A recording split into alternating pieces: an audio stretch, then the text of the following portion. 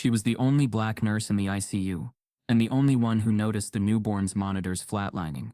But when she tried to intervene, the doctor ordered her out, accusing her of interfering above her pay grade. By the time they checked, the baby's heart had stopped. Now she's the one under investigation.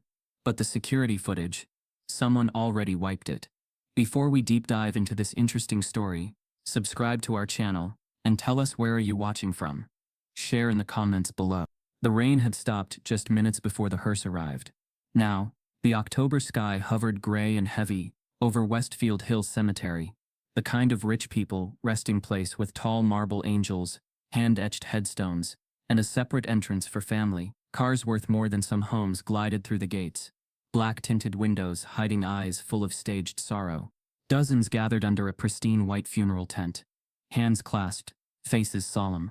Cameras clicked from a respectful distance, and a velvet rope kept the press out of range, but just barely. After all, this wasn't just any funeral. This was the burial of Whitney Cade, 28, daughter of billionaire tech mogul, Foster Cade. She was, until last week, the face of Cade BioLife, a public darling, the blonde genius behind their AI-powered clinic software that promised health equity for all. Her death had shocked the nation. Toxicology reports pointed to an opioid overdose. Tabloids whispered about stress, pills, shame. The official narrative? Tragic relapse. A private struggle, a beautiful soul lost too soon. But 50 yards away from the tent, just past the wrought iron gates, and hidden behind a cluster of overgrown azalea bushes, stood a man no one had invited. Curtis Holloway, 59. Black, homeless, forgotten. He hadn't shaved in weeks. His olive green army coat hung off him like a drape, sleeves tattered, collar damp from morning mist. His sneakers, two different brands, both falling apart, squelched with each step, and his eyes beneath the cracked lenses of thick prescription glasses weren't just watching the funeral.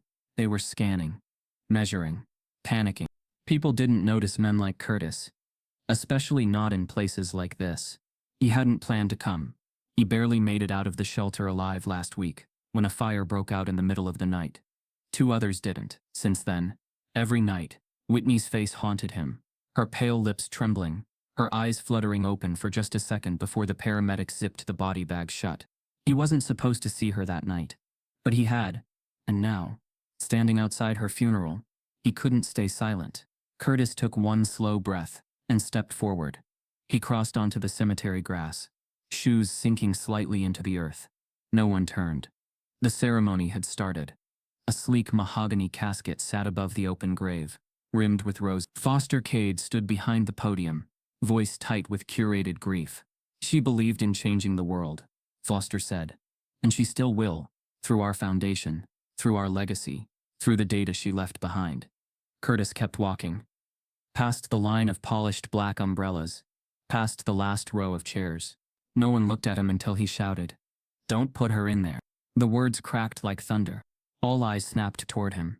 At first there was only confusion. A few people blinked. Some whispered. Foster paused, hands frozen on the podium. "I said don't put her in the ground." Curtis cried again, louder this time, his voice rasping from the back of his throat. "She ain't dead." Two security guards, both white, both built like linebackers, rushed forward from the tent's edge. Curtis didn't move. "I saw her eyes move," he shouted. "The night they found her. She was trying to say something." People gasped. A woman in the front row clutched her pearls.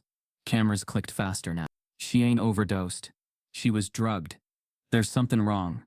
Something real bad going on, and you all just burying her to make it go away." Curtis's chest heaved. Rainwater dripped from his sleeves.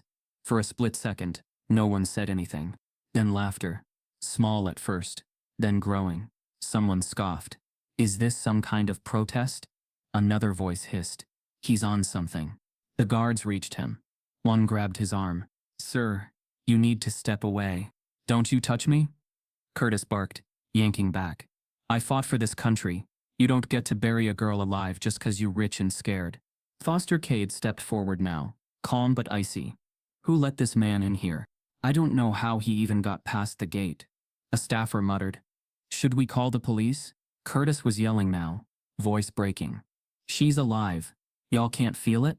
Look at the damn casket. Look." Another guard grabbed him harder this time. He stumbled, falling to his knees in the wet grass. "Somebody listen to me," he screamed, desperate. "She's moving." Thump. Everyone froze. A dull sound. Not loud, not sharp, but real. Thump. From inside the coffin, a collective gasp spread through the crowd like wildfire. A woman screamed. One of the guards stepped back in instinctual fear. Curtis twisted his head, lips quivering. "You heard that?" he said quietly. "Didn't you?" No one answered. Thump. Louder now, like something or someone was trying to move. The minister stepped back. Foster's face went pale. A cameraman on the sidelines zoomed in. The lens focused on the wood grain of the coffin. Then another sound, a creak, just slight, just enough. Curtis pushed himself upright, trembling but vindicated. "I told you." The guards didn't know what to do now. The whole funeral had turned into a spectacle. Voices swelled in panic. Someone was calling 911. Others began backing away from the casket entirely. Curtis took a step forward. And just as he did, the coffin moved. Not much. But it did. Tilted. Shifted. Something inside it was alive. Curtis shouted, "Open it, for God's sake. Open it." A guard tackled him from behind. Everything turned into chaos. Curtis's head hit the grass hard. Hands pinned his arms behind his back. He could barely breathe, but his eyes never left the coffin. Not even when they started dragging him away. People were running now, some toward the casket, others away from it. A reporter dropped her mic. The funeral director shouted for calm. Foster Cade stood paralyzed, staring at the box that now held a pulsing truth too ugly to ignore. As Curtis was pulled toward the gates, dirty, bruised, silenced, his voice still echoed across the cemetery. "She's not dead." The casket thumped again, louder this time. As security drags him away, the coffin thumps again. Louder. The police didn't arrest him. They didn't need to. Curtis Holloway sat on the curb just beyond the gates of Westfield Hills Cemetery, wrists sore from the tight plastic flex cuffs that security had used before the cops arrived. "No charges, just disruption of a private event," the officer said, then muttered, "He's not all there anyway," as they cut him loose and drove away without a report. They didn't want his story. They wanted him gone. He stared through the gates as the funeral tent emptied. Black SUVs whisked away the mourners. A few camera crews still lingered, filming B-roll they'd later cut into a respectful montage. The ground crews began disassembling chairs, folding tents. A quiet descended, sanitized, expensive. Curtis remained. His clothes were soaked, his shoes squished with each movement, and the wind carried a biting chill. But the only thing Curtis felt was rage, the kind that burned quietly, low in the gut. Not the rage of someone who'd just been manhandled, but of someone who had finally, after all this time, seen the truth gasping through coffin wood. And no one had listened. Again, he wasn't always crackhead Curtis. Once he had rank, respect, a name that carried something other than scorn. Staff Sergeant Curtis Holloway, U.S. Army medic, Bronze Star, Iraq 2003.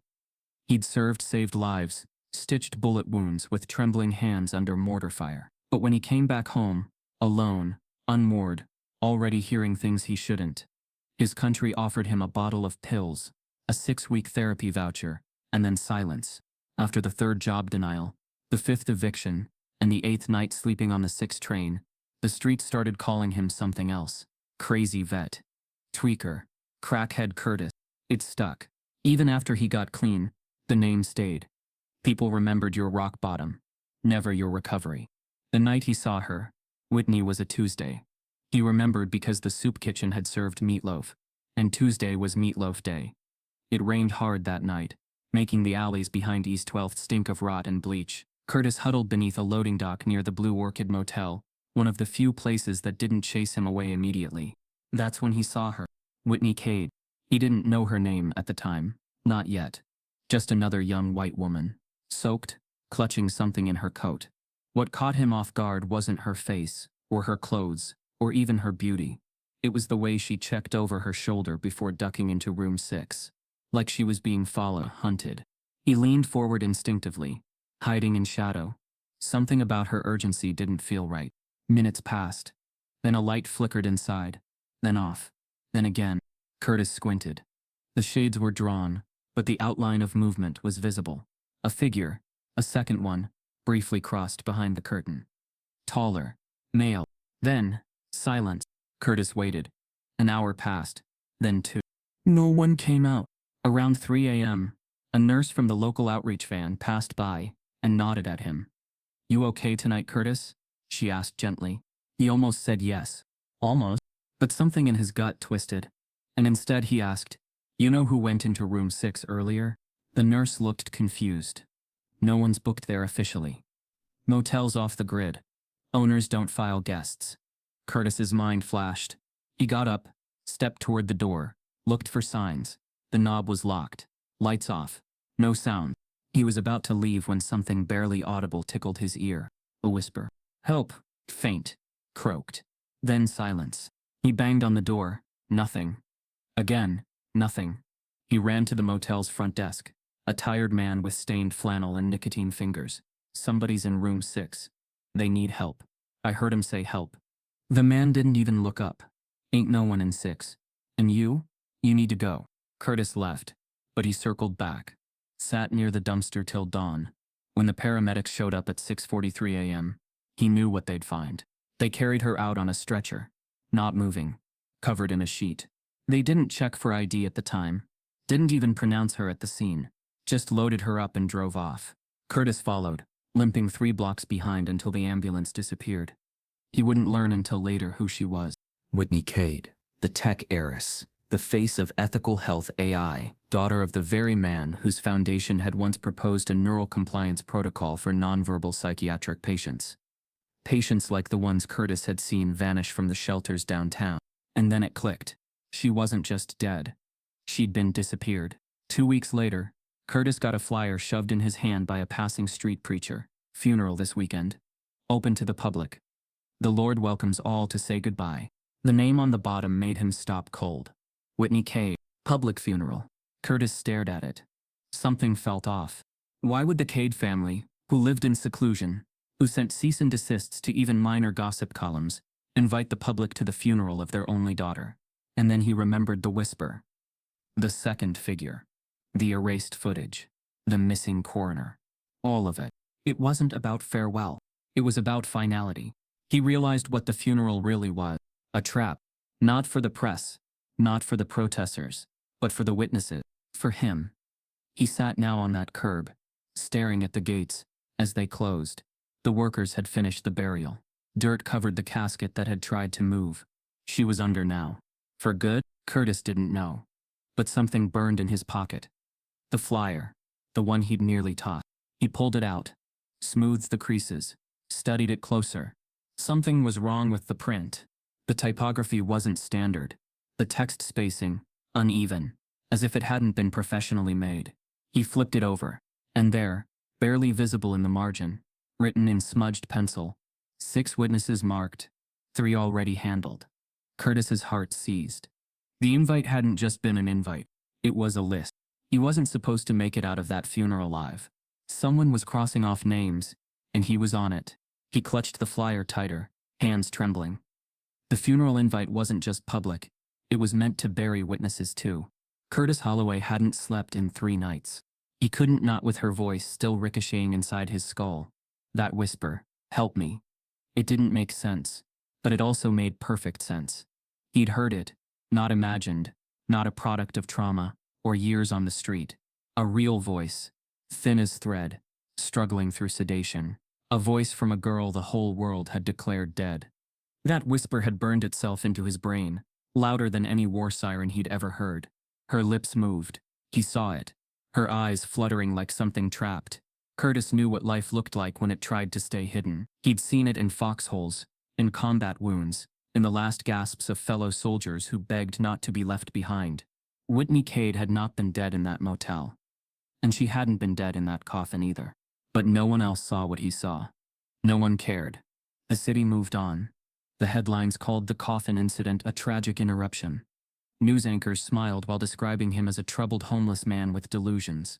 A security memo leaked calling him non-violent but erratic. Blogs, podcasts, influencers, everyone painted him the same way. Just another mad black body disrupting white grief.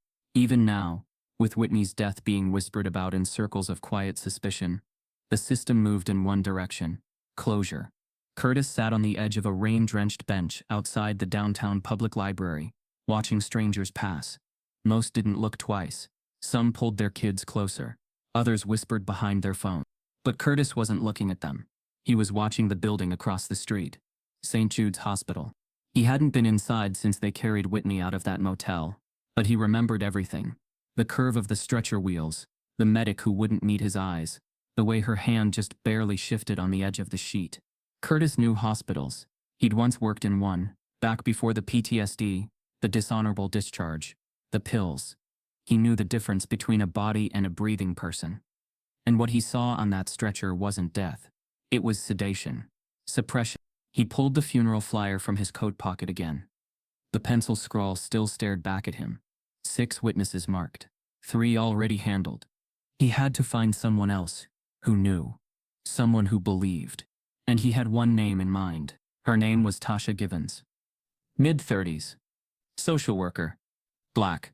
She ran one of the only outreach vans that still made the rounds downtown. And she was there the night Whitney was taken from the motel.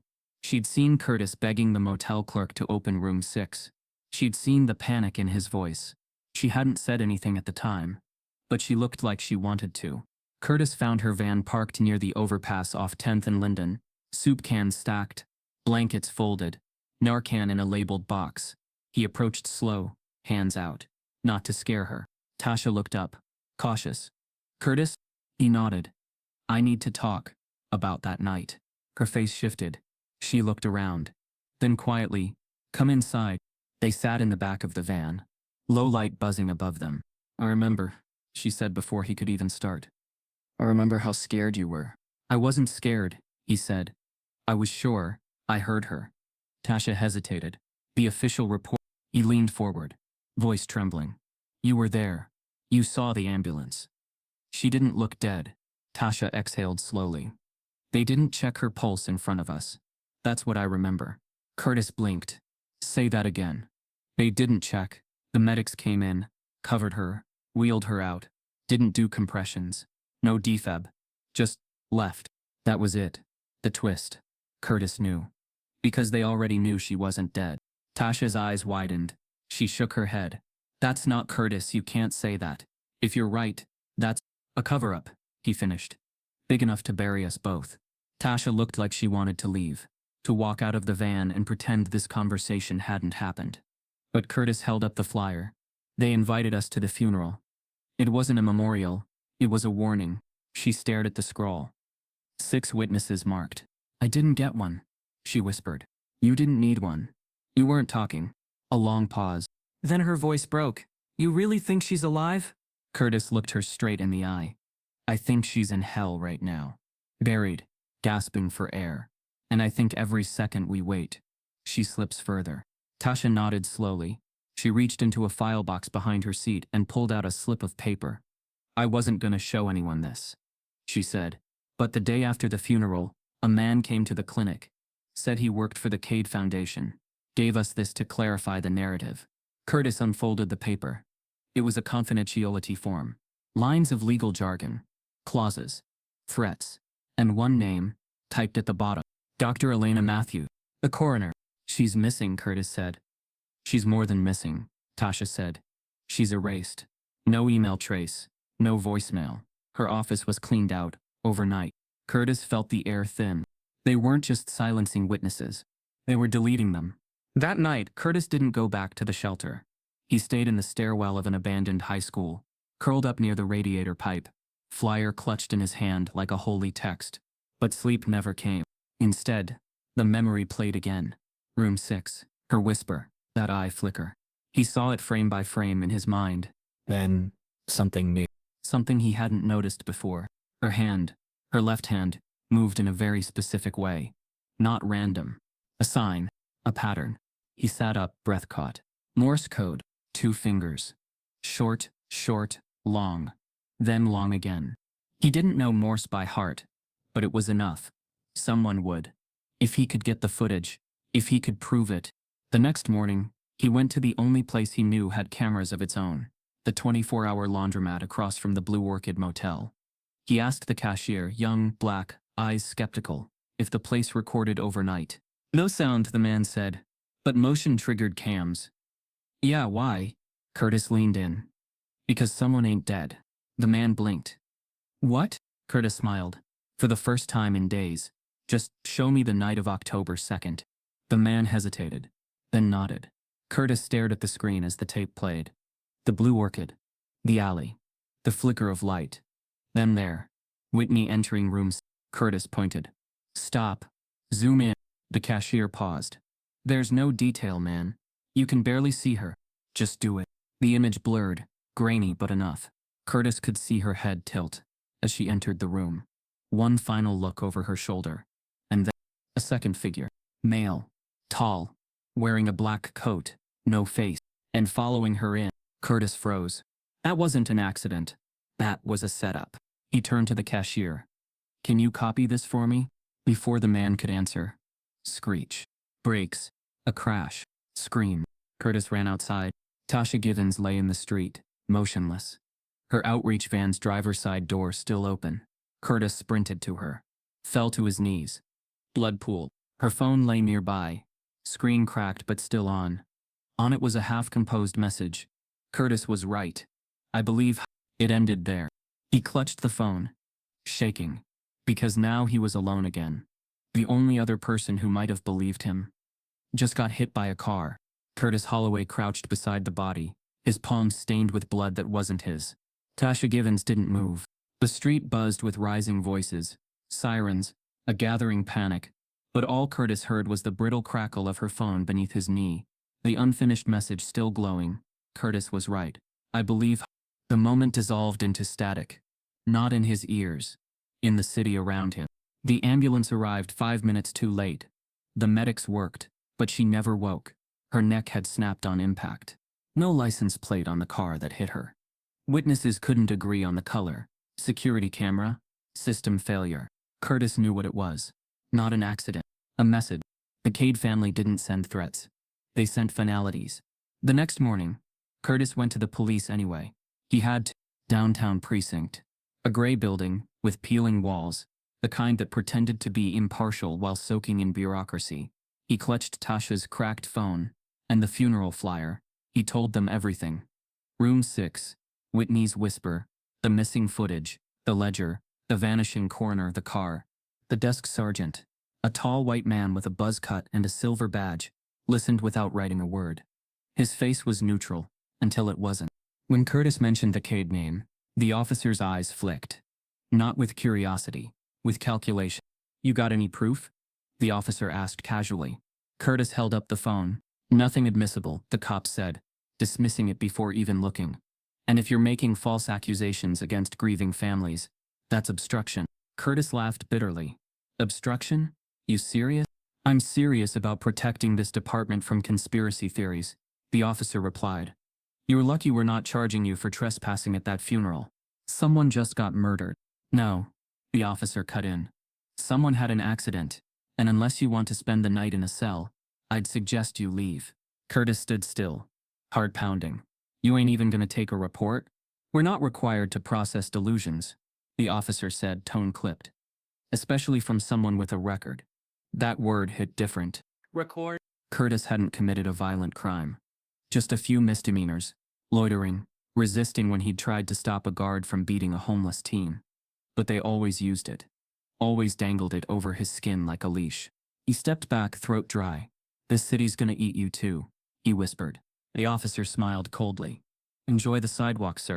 Curtis stood outside, shaking, the world blurring around him. Every exit was closing. The footage was gone. The police wouldn't listen. Tasha was dead. The coroner erased. And Whitney, if she was alive, was running out of time beneath 6 feet of soil and silence. He thought of leaving. Just walking out of the city. Disappearing. But then he remembered something. The hoodie Whitney wore the night she entered room 6. It wasn't designer. It wasn't Cade brand or tailored. It was plain. Black. And on the sleeve, a tiny stitched patch. West Side Wellness Shelter. His shelter. She'd been there. Before the motel. That meant someone at the shelter had seen her. Maybe even talked to her. Hope, faint and flickering, sparked again. The West Side Shelter stood like a forgotten relic on 38th and Monroe. Peeling blue paint, barred windows, mildew in every corner. Curtis had stayed there more times than he could count. Some nights on the cot, some nights beneath the cot, when withdrawal made the walls feel like they were watching. Inside, a white man with thinning hair and a clipboard named Edwin ran the desk. He nodded when he saw Curtis, but the smile didn't reach his eyes. You back for a bed? Curtis stepped forward. You remember Whitney? Edwin blinked. Who? White girl. Early 20s. Hoodie. Was here maybe a week before she died. Lotta girls come through. Curtis narrowed his eyes. Not like her. Edwin hesitated, then lowered his voice. She was here. Quiet. Paid cash for an overnight bed. Didn't use her real name. Said she was hiding from someone. Curtis's chest tightened. Did she say who? No. Edwin's eyes darted. But she kept writing in this little red notebook. Never let it out of her sight. Notebook? Yeah. Wouldn't let me see it. But one night I saw the title she wrote on the inside page. Said, "They're testing on black patients." Curtis swallowed. You still got it? Edwin shook his head. She left with it. That was the last night I saw her. Curtis stepped back, mind spinning. That notebook was the key. I need to know if anyone else talked to her. Edwin looked down at his clipboard.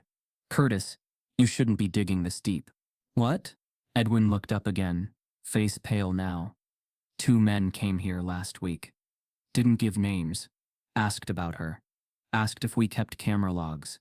Said they were security consultants. Curtis froze. What did you tell him? I told him we're broke. No cameras. No logs. Nothing. They didn't like that. Asked about you too. Curtis's blood went cold. They asked about me? Yeah. Edwin stepped closer. You should leave, Curtis. Tonight. Curtis turned, bolted out the door. He needed to warn someone. Anyone who might care. But by the time he made it halfway down the block, he heard it. Sirens. He looked back. Smoke. Billowing. From the roof of the shelter. The flames danced across the sky. Black smoke curling into the wind like fingers around a throat. He sprinted back toward it, lungs burning. People were already gathering, screaming. A woman shrieked from a second-floor window. Fire trucks hadn't arrived. Curtis tried to run in, but someone held him back. It's too late, a voice said. Someone's still in there, Curtis screamed. The fire crackled louder, a wall of heat pushing him back. Curtis watched helplessly as the building collapsed in on itself, swallowing the place that had kept him alive, and the only physical thread that connected Whitney to her truth. Gone. By midnight, news crews had already dubbed it an electrical fire. No investigation. No questions. Edwin was among the dead. The man who'd seen the notebook. The man who warned him.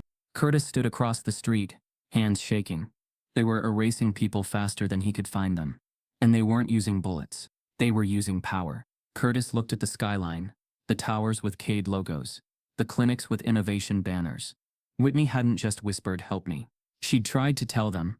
She'd tried to save people. And now, Curtis was the only one left to carry her voice. That night, Curtis's shelter burns down, with someone inside. The coffin's thumping reverberated in Curtis Holloway's ears even as he was dragged past the ornate gates and into the murmur of disbelief behind him.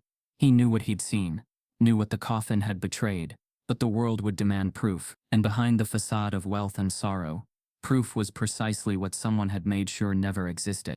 Even as the funeral spiraled into chaos, the watchers on social media began replaying the moment. Crowds gathered online, speculating, reposting. Was it a mental breakdown, or a miracle in motion? But behind the spectacle, the real story lay buried months earlier, in a cheap single-story motel room far from the gleaming towers of Cade BioLife. Whitney Cade, in the days before her so-called death, had lived a dual life. By day, she was the golden heiress. Boardroom presentations, glossy smiles, news interviews, praising her passion for medical equity. By night, however, she often escaped the glare. Her suite in the family penthouse felt like a gilded cage. She drifted between anonymity and activism, ghosting into back alleys, cafes off the grid, paying in cash, meeting with community organizers, sometimes vanishing for hours when she sensed danger. But no one in her world ever questioned the image. On the morning she turned up unresponsive, room 6 of the Blue Orchid Motel on East 12th had looked ordinary. Cheap travel coffee maker, sagging sheets, a single flickering lamp in the corner. The motel was chosen for one reason: anonymity. No cameras in the hallways, no high-end loyalty program tracking. Yet what should have been untraceable was about to unravel. The night before, Whitney had texted someone, "I have what they can't kill. Meet me at 2 a.m. at room 6. She sent that to no one in her public life. It went to a number only she knew. She arrived late, her hair damp from rain, her eyelashes heavy. She locked the door with extra force. She whispered into her phone, "If this leaks, it's them." Inside that room, an unfamiliar vial rested on the bedside stand. Small, clear, unmarked. Whitney reached for it, hand trembling. She looked at the phone again, as though deciding whether to send that last message. Then she swallowed. Her vision blurred. The light in the motel flickered. She whispered one word: "Help." By morning, the motel clerk found her body slumped over the sheets. She was alive, but hardly one heartbeat registered. Paramedics arrived. They took her to St. Jude's Hospital downtown. But before any real investigation could start, the body was pronounced dead. Autopsy. Acute overdose. Cause undetermined. Official statement released within hours. She fought addiction. A tragic relapse. Far from home. Alone. The public narrative closed fast. News anchors quoted the statement. Politicians expressed condolences. The Cade family released a statement praising her brilliance, condemning substance abuse, promising to continue her work in her name. The world believed it, except for one person. That person was Dr. Elena Matthews, the county coroner assigned to the case.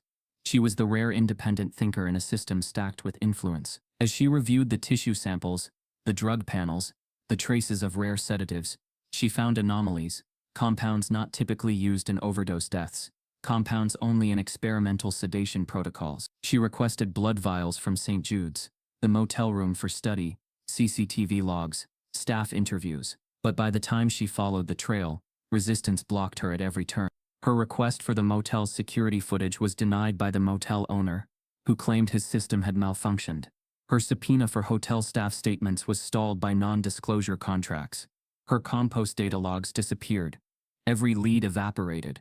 And then Dr. Matthews vanished. One morning she walked into her office, sat at her desk, and sent one final message to a trusted colleague. They were involved. Then she was never seen again. Meanwhile, Curtis Holloway, just yards outside Whitney Cade's funeral, felt his own heart pound with the urgency of the injustice. He'd heard the stories months ago, when he used to panhandle near the hospital, on the nights Whitney occasionally left for welfare clinics in marginalized neighborhoods. He recognized the patch on her coat, the way her gait faltered in the rain, because he had followed her that night. Sometimes he called out. She never acknowledged. But that night he did, and the silence broke.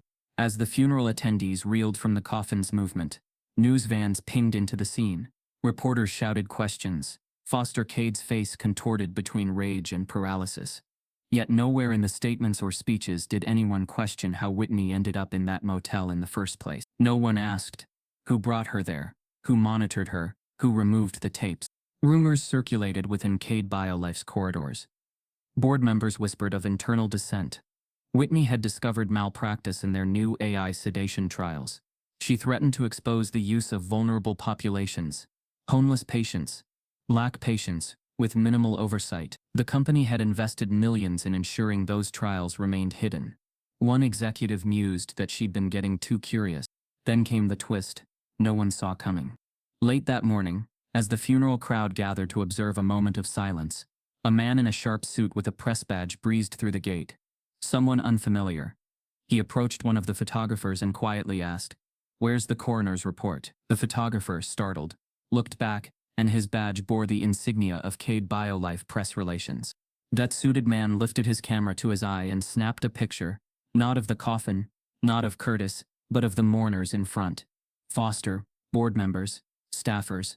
The angle was odd. The shot captured the backs of heads, but in the glint of light behind a mourner's scarf, something slipped, a tiny flash of a number and code etched on the coffin's underside, from a technician's serial number. Small but meaningful. Murmurs rippled. Curtis, pinned by security, twisted his head to see what the man had done. The suited press person whirled and vanished into the crowd before anyone could intercept. Now, as the world watched online, the official memorial paid lip service to trust, to grief, to legacy.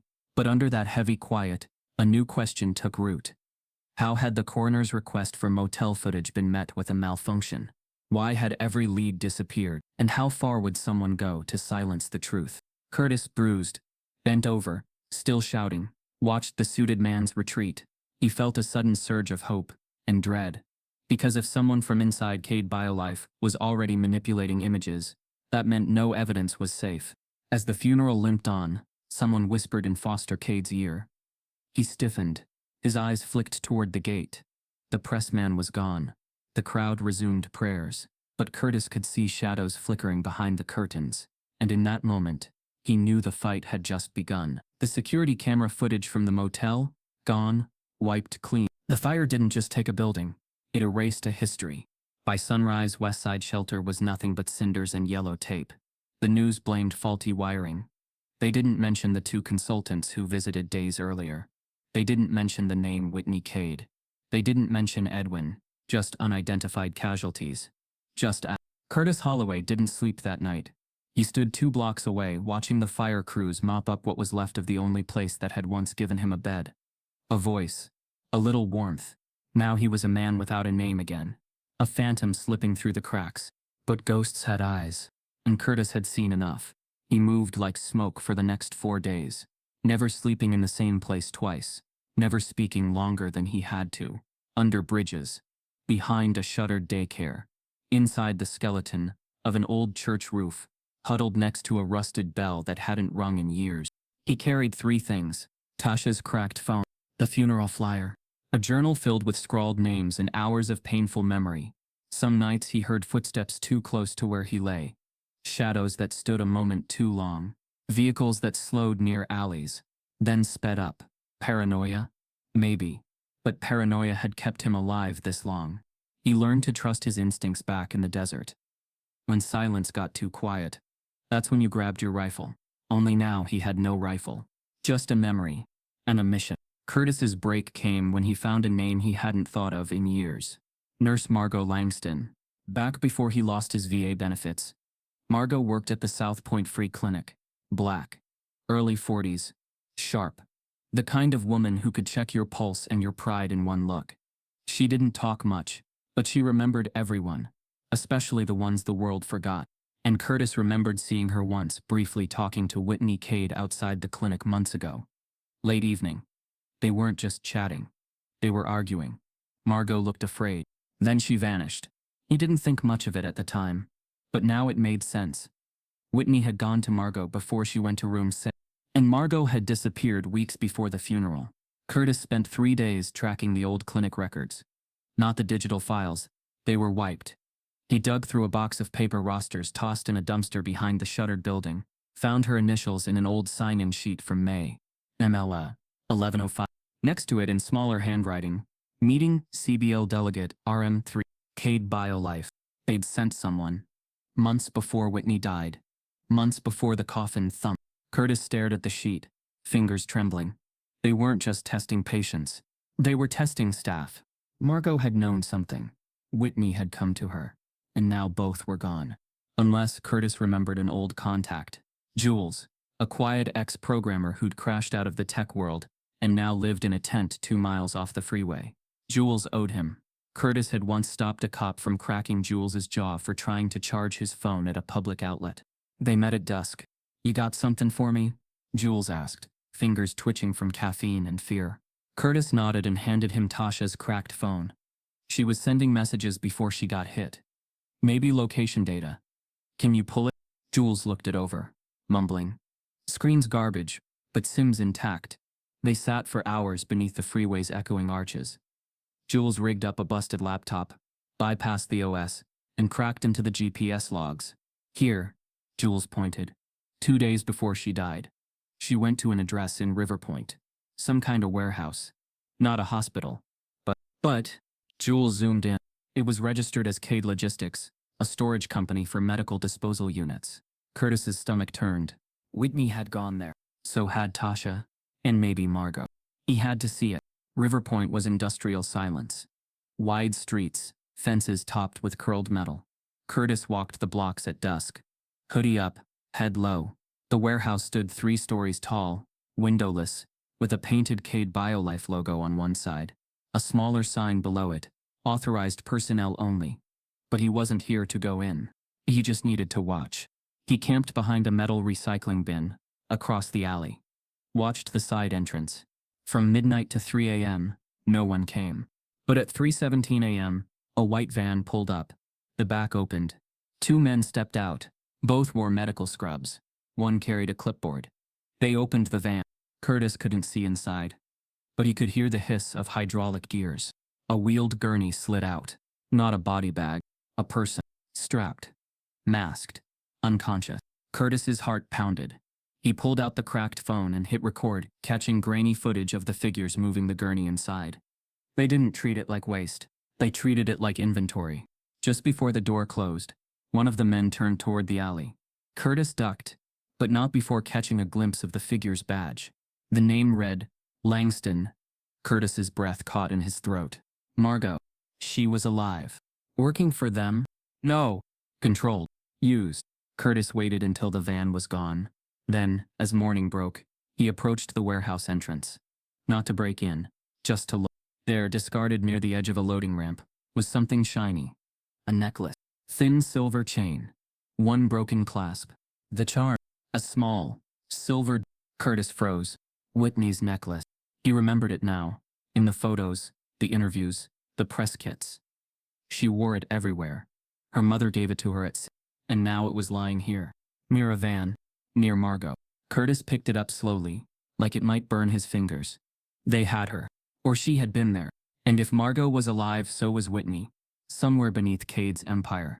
Curtis closed his hand over the charm, and backed away, breath unsteady. Curtis finds Whitney's necklace, in the hands of a nurse who's been missing too. Curtis Holloway held the necklace in his hand like it was a ticking clock. The silver W charm, warm from his grip, swung lightly from the broken chain. It wasn't just proof that Whitney had been at the warehouse. It was proof that she had fought her way through something, that she had resisted. Maybe even left it behind on purpose, like a signal flare. Curtis stared at it in the pale morning light. His mind raced. They'd erased her body, her breath, her footage. But maybe they hadn't erased her voice. Voices were harder to kill. And if she had once spoken against them, there had to be a trace.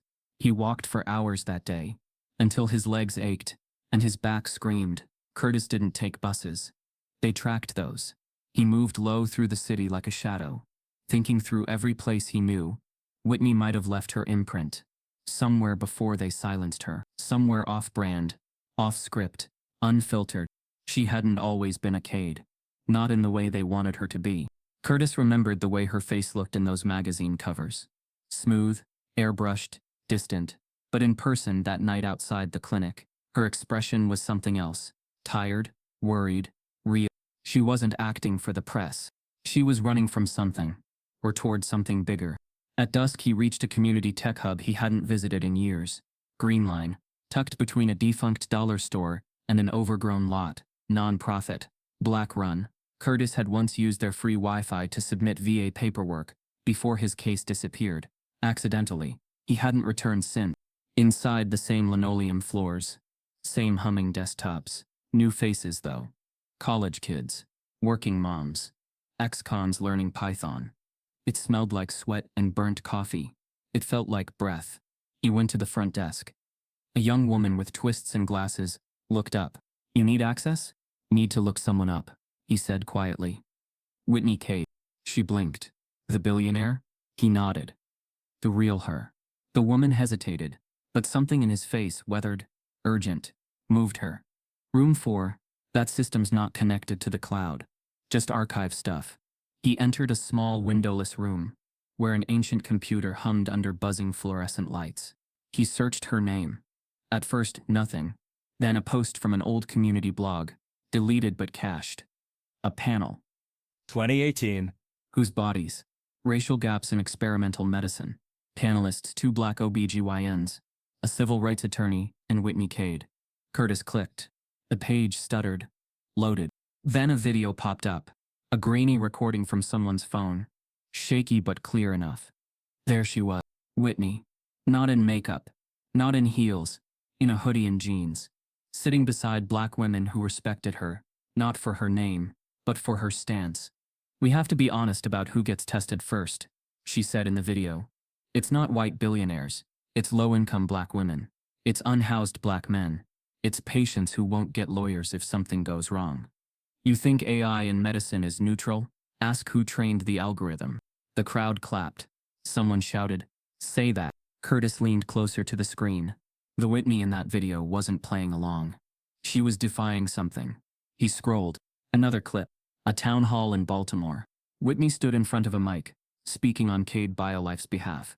But what she said clearly went off script. I know my father's company says it's about equity, but we don't measure equity by slogans. We measure it by outcomes. And black patients are still dying faster, treated later, diagnosed later. Boos in the back. Some white men in suits stood up. One of them spoke off camera. Whitney, that's not your role here. She ignored him. If my name gets me in the door, then I'm gonna hold it open. If you don't like what I'm saying, maybe it's because it's finally the truth. Curtis felt a lump in his throat. She hadn't just been an ally. She was a threat. He downloaded the files. Every one of them. Transcripts, quotes, clips, then backed them up twice. Once on a flash drive, once emailed to a burner account Jules had set up for him. But as he scrolled, one more link caught his eye. A podcast. Urban Equity Radio. A short-lived show hosted by a sociology professor and a nurse advocate. Episode 5, Medical Ethics and Billion-Dollar Lies. F.T. Whitney Cade. Curtis clicked play. Her voice filled the room. There are underground clinics in development right now. Experimental trials targeting racialized communities under the guise of outreach. Cade BioLife has the data. I've seen it. Patients tagged as nonverbal compliant, meaning they can't speak up, so no one listens. The hosts gasped. Wait, are you saying your father's company is running unlicensed trials? A long pause. Then, Whitney's voice again. I'm saying we've normalized the idea that black suffering is the price of progress. And I'm not gonna let that go unchecked. Not anymore. Curtis's pulse surged. That was it. That was motive. That was why they had to shut her up. But then static. The audio cut. Dead silence. He rewound. It happened again. Right after not anymore. The file just stopped. Cut mid-sentence. As if someone had yanked the mic, pulled the plug. Curtis sat frozen. She was about to say something else. Something she never got the chance to finish. And now he had the evidence. Her own words that she was about to blow the whistle. Not a relapse. A silencing. And the moment she went too far, they made her disappear. He rushed back to the front desk, breathless. Do you keep backups of your archive pulls? The young woman nodded. We mirror some of the deleted stuff. Why? I need the rest of this podcast, he said. The missing part. She tapped a few keys. It's gone. Not just removed, scrubbed. Like someone deleted the original server logs. Curtis's heart dropped. Wait. I remember now, she said, thinking. One of the hosts? Her name was Marissa Grant. She went missing a month after that episode. Nobody ever followed up. Curtis clenched his fists. They weren't just scrubbing Whitney. They were scrubbing everyone who helped her speak. And the moment they said too much, they vanished. He looked back at the screen, where Whitney's face still lingered. Paused mid-frame. Eyes fierce. Unblinking. Unfinished. One of her speeches ends mid-sentence, as if interrupted. Curtis Holloway had heard enough. Whitney's voice had led him this far. Through flames. Erased footage. A funeral that thumped. A warehouse that trafficked sedation like inventory. But now that voice had gone silent. Mid-sentence. Cut off like someone reaching for the plug, as the truth spilled too fast. And he knew where he had to go next. Not back to the police. Not to another journalist who might vanish like the coroner. Not even to Jules or the archives, or the clinics. He had to go back to where it all publicly ended. The Cade family funeral home. Where they tried to bury her. Where the coffin had moved. Where the whispers had begun. The Cade funeral home was nestled in Old Eastwood, an historic district lined with iron fences, manicured hedges, and shadows that felt permanent. The building itself was a pristine white Victorian, wrapped in ivy and silence. Curtis had seen the inside only once, when they tackled him to the grass. He returned now just past midnight. No moon. Just fog and determination. Curtis moved low, quiet. Through the alley. Past the manicured garden, with the Serenity Pond. Around the staff exit. He'd studied the layout from a brochure he'd lifted weeks ago. Main chapel in front. Viewing suites upstairs. Offices second floor. but the base off limits. Even the brochure called it restricted access, which meant it mattered. The staff door was locked, but Curtis had learned over the years how to open things not meant to be opened. You don't survive long on the streets without learning how to enter. Click. The lock gave way with a snap and a breath. He stepped inside.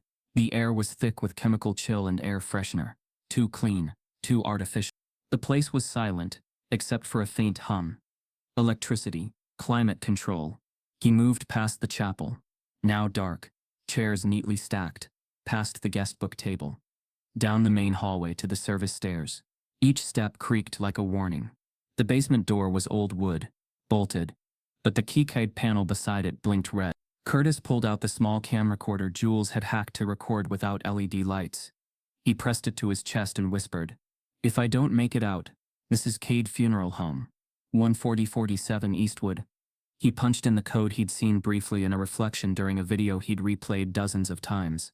The funeral livestream, where a worker opened the door too quickly. Click. The bolt slid back. He descended into darkness. The first thing that hit him was the cold. Not natural cold, refrigerated cold. Like stepping into a morgue without being invited. The lights flickered on automatically as he reached the bottom. He stood in a hallway lined with steel doors. No signs. No windows. Just silent, sterile storage. Each door had a number and a lock. Curtis moved to the first one and pulled the handle. Inside, a gurney. A body. Covered. Still. Clearly deceased. He checked the tag on the toe. Name James Nolan. Age 61. Status, embalmed. He checked the next door. Same thing. A body. Embalmed. But at door 7, something changed. The tag said, subject, no name, no embalming listed, just a vitals chart. He pulled back the sheet slowly. The man beneath it had a pulse. Curtis stared. "Oh my God," he whispered. The chest rose. Barely. Slow. Measured. Machine-assisted. He leaned closer. The man's skin wasn't cold. Not dead. Sedated. Just like Whitney. Curtis backed out, heart racing. He checked another. Door 11. Same. Black woman, 40s. Unnamed. Tag said neural state level 2. Her lips moved slightly. A tremor in the fingers. Still alive. Curtis backed away, his breath short. This wasn't a morgue. This was storage for living trials. Human subjects, being kept beneath a funeral home, as if to erase them in plain sight. He turned a corner and stopped. A steel door, bigger than the others, reinforced, marked with 2 letters in red. W.C. Whitney K. Curtis stepped forward. Every inch of him screamed. Fear, grief, fury, hope.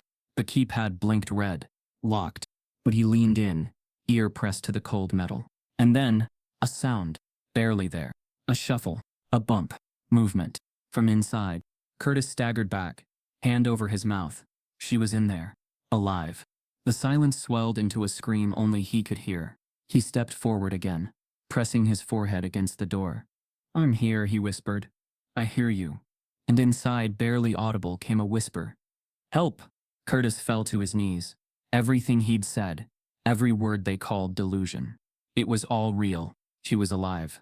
And they buried her anyway. But before he could react, something clanked behind him. Footsteps. Fast. Curtis spun.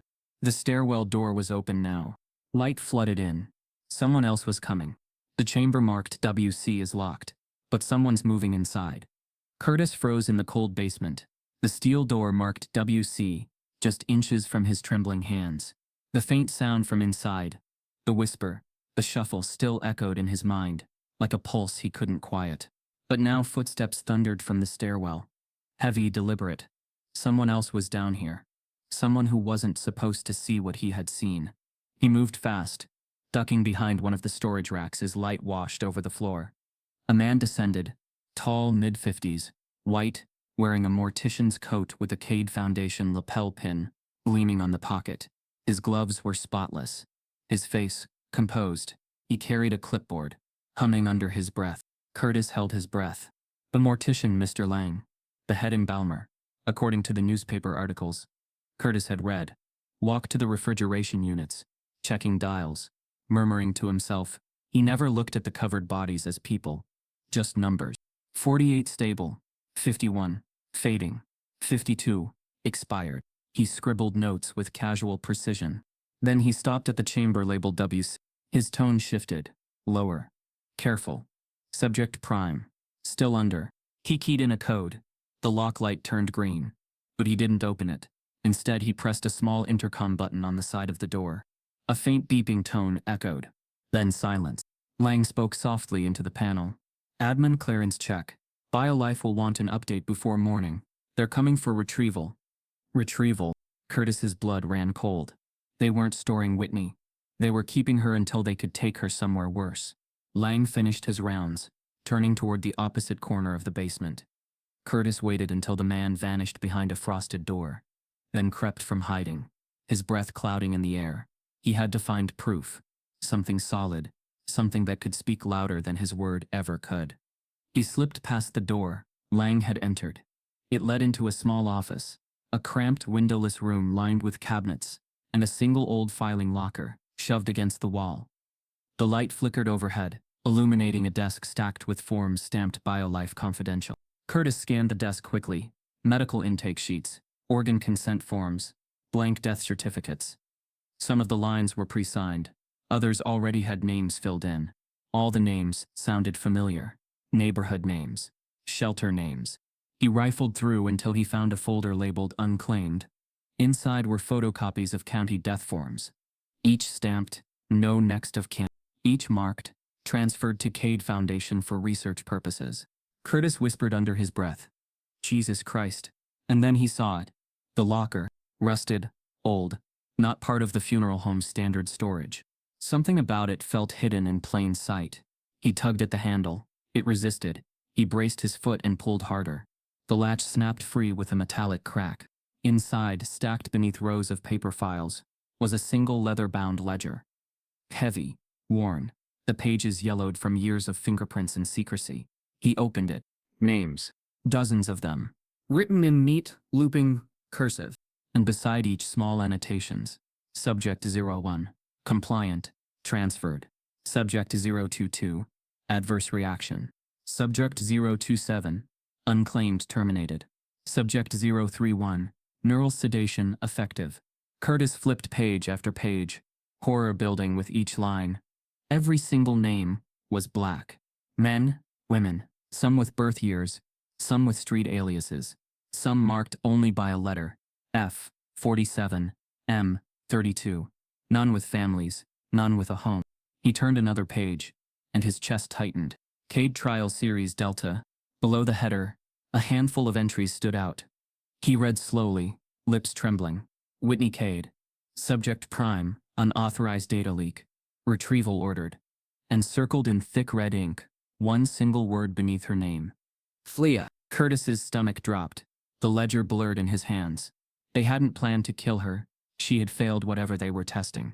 A test that used living, breathing people. People like him. People the world wouldn't miss. He turned the page again, and there, written in smaller slanted script, was a secondary list. Special clearance subjects. He read the names. His throat closed. Tasha Givens.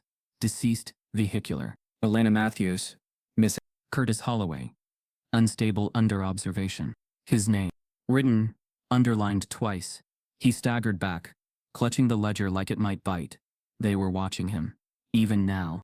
He dropped the book to the desk, scanning the corners of the room. There, behind a flower arrangement, was a small blinking red dot. A camera. They'd been monitoring the basement all along. Curtis snatched the ledger, shoved it into his coat, and backed toward the hallway. His pulse hammered so loud he could hear it in his ears. The mortician's humming returned. Louder now. Coming closer. Curtis slipped through the side door, ducking behind a stack of embalming tables. Lang's voice echoed in the chamber. Retrieval at 6 a.m. package ready. The others will follow. The others. He meant the ones sedated.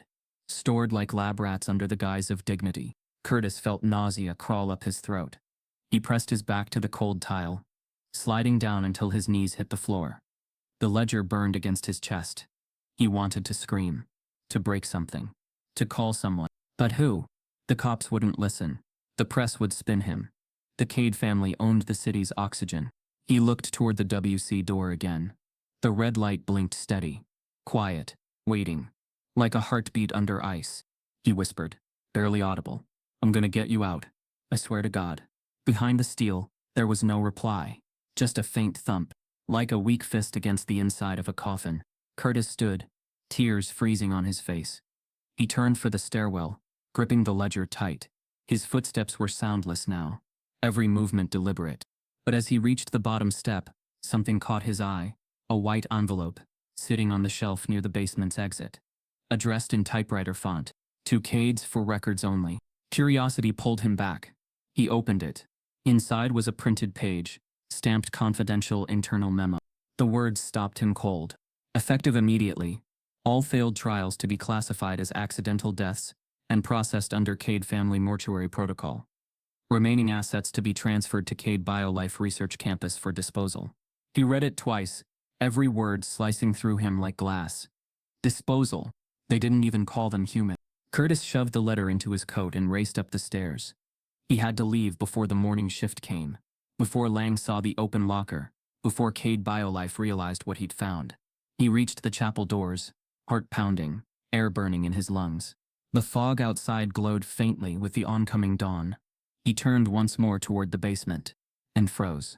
Because now, from below, through the vents, came a single faint sound, a woman's voice, strained, weak, whispering words that froze him in place.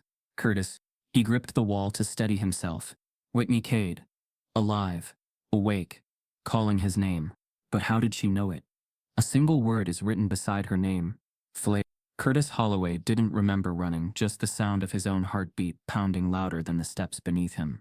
He burst through the gates of Westfield Hills Cemetery, like a man who had finally ripped the mask off a machine. The leather-bound ledger was strapped tight to his chest under layers of thrift shop jackets. In his pocket, the shredded memo that called living people assets. In his mind, the whisper from behind steel. Curtis. Her voice had called him back to the surface, but the world still believed she was dead. And now, for the second time, he was going to interrupt the ceremony, meant to bury her. Only this time he wouldn't leave in handcuffs. He was bringing the truth with him. The crowd was already gathering. A second memorial service. This one more private, more controlled. A closed event, no press, no live stream, just Cade executives, political donors, investors and select mourners. White chairs, black suits, polite sobs. The new casket had already been lowered halfway into the ground. Curtis stood behind a row of hedges at the edge of the lot, panting. This wasn't just a funeral. It was the final wipe. The ledger in his coat. It listed dozens of names, dozens of bodies. But none of that would matter if they finished what they'd started, if they sealed her in for good. He scanned the crowd. Guards flanked the tent. Some wore suits. Some had earpieces. Cade BioLife had tightened security after the first disruption. There was no way to reach the casket unseen, unless Curtis looked to the side. An open plot nearby. A dirt mound. A backhoe parked silently behind a row of headstones. Probably for a mourning burial. He could use the dip between plots to get close, low, and fast. One chance. He gripped the chain around his neck, Whitney's W charm, and kissed it like a soldier's token. Then he ran. The first guard didn't notice until Curtis was already 10 feet from the casket. By then it was too late. He vaulted over the rope line, knocking over a floral wreath. Gasps erupted. Foster Cade, in a sharp gray suit, turned in disbelief. Not him again. Curtis dropped to his knees beside the casket, fingers clawing at the latch. Get away from there, someone shouted. But he didn't stop. He yanked the cover open, and the world changed. She was there, Whitney Cade, face pale, lips dry, eyes fluttering, unfocused but moving. Her chest rose and fell, shallow but steady. A quiet gasp escaped her mouth. And then, she exhaled. Help! It was not a whisper anymore. It was a cry reborn. A collective scream rippled through the crowd. Someone fainted. A woman shrieked. The pastor dropped his Bible. Curtis lifted her gently, propping her up in the casket as cameras hid in private. Security caught every angle. Some guests had their phones out now, shaky hands recording the resurrection. Foster Cade stood frozen, mouth parted, shock metastasizing into fury. Curtis shouted over the chaos. She's alive! You buried her alive. One of the guards drew a taser. Another pulled a radio.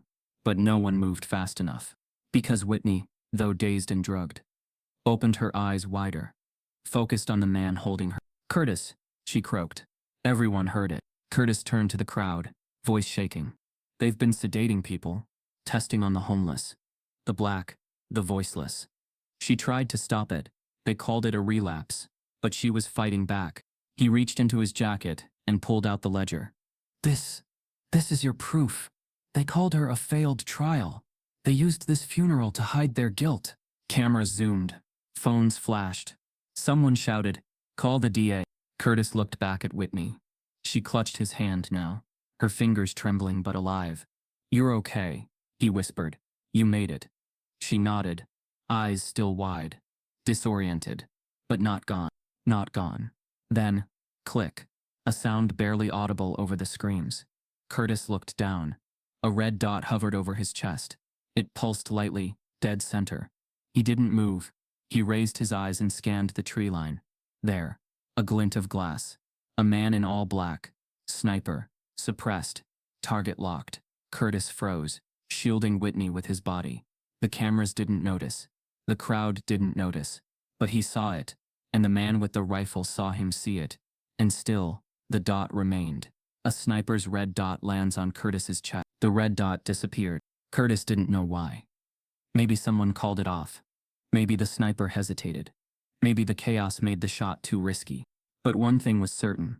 By the time security finally tackled him, he'd already won. Because Whitney Cade had opened her eyes, and the world had seen it. By noon, the footage had reached every corner of the internet. Unfiltered clips from shaken guests, live stream interruptions, camera phone fragments edited together by TikTok users with millions of followers. Buried Alive trended first. Then, Cade cover-up.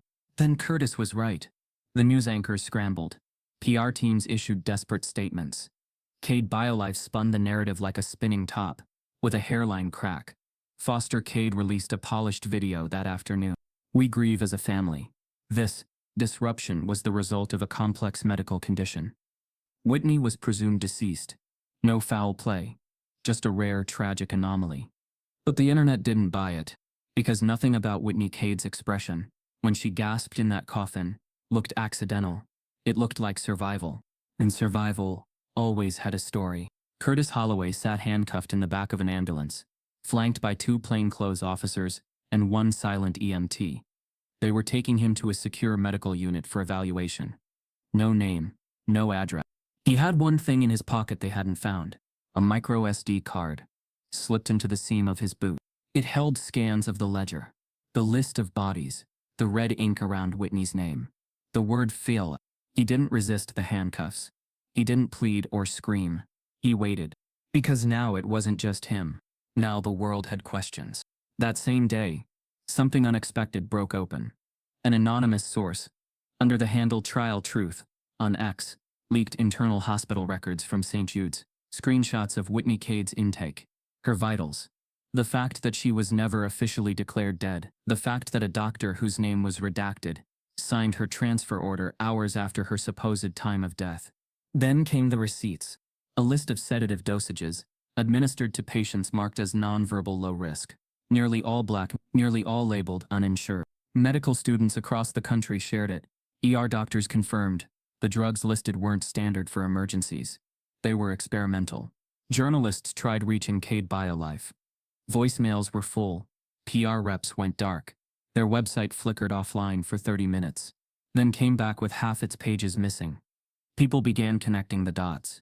The same drug trial Whitney warned about in a podcast. The same failed trial ledger found by Curtis. The same underground refrigeration units. It wasn't a conspiracy anymore. It was evidence. Protesters lined the Cade BioLife headquarters by the next evening. Some held signs that said, "Say her name, Whitney Cade." Others held up faces of the unnamed, black victims whose death certificates were never questioned. The ones Curtis had seen listed in the mortician's ledger, not unclaimed. Black lives are not tests. Justice for the buried. What started as digital outrage became physical momentum. By day 3, the mayor held a press conference. She stumbled through vague promises of transparency, of investigative partnerships. She never said the Cade name once. But then the medical board spoke. "We are launching a formal review into Cade BioLife's clinical research practices," they announced. It was a PR move. Everyone knew it. But behind closed doors, things began unraveling faster. The grand jury was impaneled. A full inquest into the Cade Foundation, the funeral home, the hospital chain, and the registered drugs in their care protocols. Curtis, now released on a bond mysteriously paid by an anonymous community fund, was called in to testify. He brought the original ledger. They scanned it, authenticated the ink, verified the patient ID codes. The room went silent when he pointed to Whitney's name circled, stamped flourished. One juror, a black woman with gray braids and eyes like sharpened steel, asked the first real question of the day. If this ledger is real, how many others were buried without anyone asking why? No one had an answer. But everyone knew the number wasn't zero. As pressure mounted, Cade executives began to fracture. One assistant director resigned quietly. 2 PR team members deleted their social accounts and moved states. A whistleblower, anonymous, again leaked an email thread in which Foster Cade wrote, "Weeks before the funeral, ensure the protocol is completed." She knew what she risked when she broke confidentiality. And yet somehow Foster still walked free. For now. Then came the bribe. Juror 6, a middle-aged white man named Patrick Daly, received an unmarked envelope at his office desk on the 5th day of deliberations.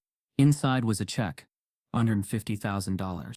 No sender, no signature, just a blank post-it note with 2 typed words, "Vote no," and a photo. A grainy image of his teenage daughter stepping into her college dorm. Patrick stared at it for 10 minutes before he picked up the phone. He didn't call the courthouse. He called no one. He simply slid the envelope into a folder, tucked it into his briefcase, and walked out early. That night, he didn't sleep. He sat on the edge of his bed, staring at his daughter's old baby monitor, which still blinked red even though she hadn't used it in years. Outside his window, a black sedan idled for 13 minutes, then disappeared. A juror on the grand jury receives a bribe, and Curtis Holloway had no address. But now every door in the city had eyes on him. He was no longer invisible. Not to the Cade family. Not to the media. Not to the people who had once stepped over him on sidewalks. And certainly not to the lawyers now, circling him like wolves, dressed in tailored sympathy. "You've got power, Mr. Holloway," they said, smiling too hard. "The kind that can ruin legacies. But you also have a past," they reminded him, their tone cooling. "The kind that can ruin you." 2 weeks after the public revelation of Whitney Cade's living burial, Curtis received 2 invitations. One was written in legalese and sealed in a crisp white envelope. The other came by way of a man in a navy blue suit who waited for him near the soup kitchen line. The first offered protection, a non-disclosure agreement, 6 figures in hush money, and a statement to the press saying he misunderstood what he saw. The second offered prison, the reactivation of his outstanding parole violation, new charges for trespassing, and interference with a federal investigation. "Pick one." Curtis said nothing. He folded the envelope, walked away, and dropped it into a sewer drain. The next day he called the only people who hadn't tried to silence him. Not journalists from mainstream news. Rogue reporters. Independent. Black-owned. Real risk-takers. People like Nima Clark, a former public radio producer, who'd been fired after exposing illegal ICE detainments, and Wes Jolly, an ex-data scientist turned investigative blogger with a history of hacking pharmaceutical NDAs. They met in the back room of a mechanic shop in Southwest. The kind of place that smelled like burnt oil and secrets. Curtis laid out everything, chronologically, painfully. From the motel to the coffin. From Whitney's whisper to the ledger in his coat. From the names that were unclaimed to the nurse who was no longer missing. Nima recorded every word. We started connecting data points in real time, linking hospital records, nonprofit donor databases, and sudden staff departures from Cade-affiliated facilities. Curtis paused only once to pull the small silver doubly necklace from his pocket. "She left this behind," he said, voice catching, like she knew we'd come for her. Nima's hands trembled as she reached for it. She was sending a signal. Wiz looked up from his laptop. "Curtis, you ever heard of the Omicron sleep study?" Curtis shook his head. Wiz turned the screen toward him. It displayed a grant proposal from 6 years earlier, buried in academic journals, approved by the Cade Foundation, described as a clinical trial using immersive sedation and neural mapping in under-resourced patients with chronic pain and psychiatric instability. Curtis read the key phrase aloud. Subjects will be selected from non-litigious populations, unlikely to resist prolonged observation, Translation: the homeless, the mentally ill, black people with no access to lawyers. Nima whispered. They called them sleepers. Curtis's stomach turned. Whitney had called them human beings. The deeper they dug, the uglier it got. Emails leaked, suggesting Cade BioLife had partnered with certain funeral homes to discreetly handle failures. Lab files referenced Phase 3 resets, and hospital logs showed patterns of non-revivable patients being transferred straight from ERs into private Cade research labs. They were manufacturing compliance, weaponizing sedation, and harvesting silence. Curtis's name appeared in a half-dozen internal memos, always with the same designation: unreliable, discredit, watch closely. They'd branded him dangerous for surviving. But what terrified him more, he was far from the only one. Was uncovered an encrypted document, patient IDs, trial statuses, dates, 42 names. 37 were confirmed dead. 3 were missing. One was Whitney Cade. The 5th? No data, just a name. Holloway Curtis. He stared at the screen for a long time. They were going to use you, Nima said quietly. Maybe already did. No, Curtis muttered, voice hoarse. They tried, but I woke up. And now, he had a choice. They'd offered him silence. But if he spoke fully, publicly, legally, others would come forward. Lawsuits, investigations, maybe even charges. Maybe the Cade dynasty would finally fall. But so might he. Because once he stepped into the spotlight, every mistake he'd made, every arrest, every mental health record, every night he screamed through withdrawal, under street lamps, would be played on loop. You'd be giving up anonymity forever, Wes warned. Curtis looked at him. I ain't been anonymous, he said. I've been ignored. He closed the laptop gently. Let's make some noise. The next morning, Nima was supposed to meet Curtis at a community breakfast. She didn't show. Her number rang twice, then went dead. Wiz texted her 3 times. No response. He checked her apartment, locked, lights off. By 6 p.m., her name started trending. Where is Nima?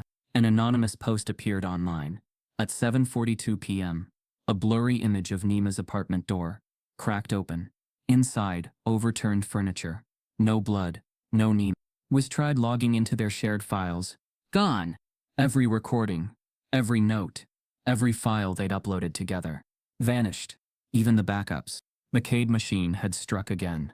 But this time, they hadn't erased Curtis. Not yet. And he wasn't going to wait. He stared at the message Nima had last sent him, just hours before she disappeared. If they get me, you keep going. Don't let them disappear her again. Her. Whitney.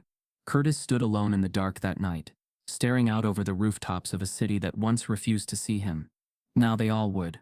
One of the journalists vanishes, and her notes are wiped. The courtroom was packed before the sun even rose. The trial had been fast-tracked, to contain public panic, the mayor's office said. But the truth was simpler. The Cade Foundation had too much to lose, and they wanted this over quickly. Quietly, cleanly. But nothing about this case would be quiet, and nothing would be clean. Curtis Holloway sat on the first row behind the plaintiff's table, dressed in a borrowed suit 2 sizes too big, his hands gripping a wrinkled tissue. The room smelled of leather chairs and tension. Cameras weren't allowed inside, but that didn't stop the reporters from crowding the hallways. The court sketch artist from shading his jawline with extra weariness, or the Cade lawyers from pretending the world wasn't watching. Next to him sat Whitney Cade. Alive. Pale, still recovering, but fierce-eyed. Her hair was shorter now, cut bluntly at her jaw, as if to sever the version of herself that had once smiled for Forbes covers and gala events. Her hands trembled under the table, but her voice didn't when she spoke. I was drugged, she said into the microphone. Instructed to silence my findings. When I refused, I was marked. Gasps rippled through the room. Her testimony was sharp, factual. Dates, names, specific drugs, emails. She called out doctors by name. She listed trial protocols. She cited internal memos Curtis had helped retrieve. She ended with a sentence no one would forget. They buried me because I stopped pretending. The courtroom wasn't prepared for that kind of truth, especially not from a white heiress indicting her own family. But the Cade Foundation's defense team had their own weapons. Their first move wasn't against her. It was against him. Mr. Holloway, the lead attorney, a pale man named Connors, with a voice like glass, said with a slow smile. You say you were the first to sound the alarm. I was, Curtis said calmly. But let's talk about your history, Connors continued, turning to the jury. You've been arrested how many times?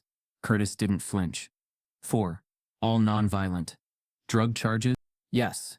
Recovery's a long road. Psychiatric evaluations? From the VA. For PTSD. Connors nodded, pretending to be gracious. And during these evaluations, did you report auditory hallucinations? Curtis hesitated. Yes. The jury scribbled notes. Some looked down. Connors walked slowly toward him. So we have an unstable, drug-addicted, mentally ill homeless man, claiming to have discovered a medical conspiracy, without cameras, without credentials, and you expect this court to believe you. I expect this court to listen, Curtis snapped. Connor smirked. No further questions. It was a tactical dismantling.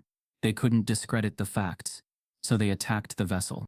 Curtis left the stand shaken, humiliated. The courtroom didn't erupt. It went quiet, but Whitney grabbed his hand before he could sit tight, and in her closing statement, she did what no lawyer could. She looked the jury dead in the eyes and said, "You know what's funny? When I spoke out, I was called brave. When he spoke out, he was called unstable. We were saying the same thing." Silent. Then subtle nods from the jury box. The class action filing followed soon after, hundreds of names joining, families of victims, nurses, former patients, the ones Curtis once shared soup lines with, the ones who'd never had a voice. The ledger he'd found became the centerpiece. They called it the body list. And for a moment, just a moment, it felt like justice was finally catching up to money. Until it wasn't. On the 5th day of trial, the defense filed a motion to suppress key evidence. The motion was obscure, buried in legal jargon. Something about chain of custody and unauthorized seizure, but everyone knew what it meant. They wanted to throw out the ledger, the proof, The names. the judge, a black woman named Justice Lorraine Miles, took 2 hours to decide. Curtis sat outside the courtroom during that time, knees bouncing, heart in his throat. He wasn't afraid of losing. He was afraid of being erased again. A bailiff returned. Stone-faced. Judge Ear's ruling is in. Everyone filed in. The courtroom fell into dead silence as Judge Miles adjusted her robe and spoke. After reviewing the arguments presented and the statutes cited, she began. Curtis held his breath. The court is compelled to strike the document known as the body list from official consideration in this trial. Gasps. Shouts. Curtis stood. No, Your Honor, please? That's the truth. That's all we got. Whitney reached for him. Tears forming. Judge Miles didn't look up. The plaintiff may not reference, quote, or present said ledger. The court considers it inadmissible due to improper acquisition. It didn't matter that every word in the ledger had been proven true. What mattered was how it had been found. Curtis staggered back into his seat. The jury looked confused. A few seemed upset, but the defense smiled. They knew this was their turning point, their final play. Now, the verdict hung in balance, and the truth had just been silenced. The judge throws out key evidence right before the verdict. Curtis Holloway didn't hear the verdict right away. He was too focused on the silence. It came after the judge's ruling. The kind of silence that isn't quiet, it's hollow. The kind that replaces breath with disbelief. The ledger was gone. Legally, at least. Struck from the record. The jury had heard of it. They knew it existed, but now they were forbidden to consider it. And still, they filed back into the jury room. Curtis sat unmoving in the courtroom, jaw tight, hand clutched around the silver W charm he wore every day now. Whitney sat beside him, her fingers locked with his. Neither spoke. This wasn't just a trial anymore. It was a warning. Even truth, when shouted from a pulpit, could be strangled with procedure. When the jury returned the next day, they looked like people who'd been told to pick the least dishonest answer in a rigged exam. The foreperson stood. "Your Honor," he said, voice cracking, "we find the Cade Foundation and Cade BioLife not guilty of criminal negligence." Gasps erupted. One juror, an older black woman, shook her head slowly. But the foreperson continued, "We find them liable in civil damages." The courtroom broke into noise. Curtis barely registered it. He was numb. No jail time, no convictions. But damages? Yes. $1 billion payout. Revocation of Cade BioLife's federal funding. The CEO, Foster Cade, forced to step down under public pressure within 24 hours. The judge issued a final order barring Cade BioLife from conducting any further human trials without state-supervised protocols and an ethics board of independent reviewers. It was a blow, but it wasn't justice. Not the kind that filled graves and sedated screams. Still, it was something.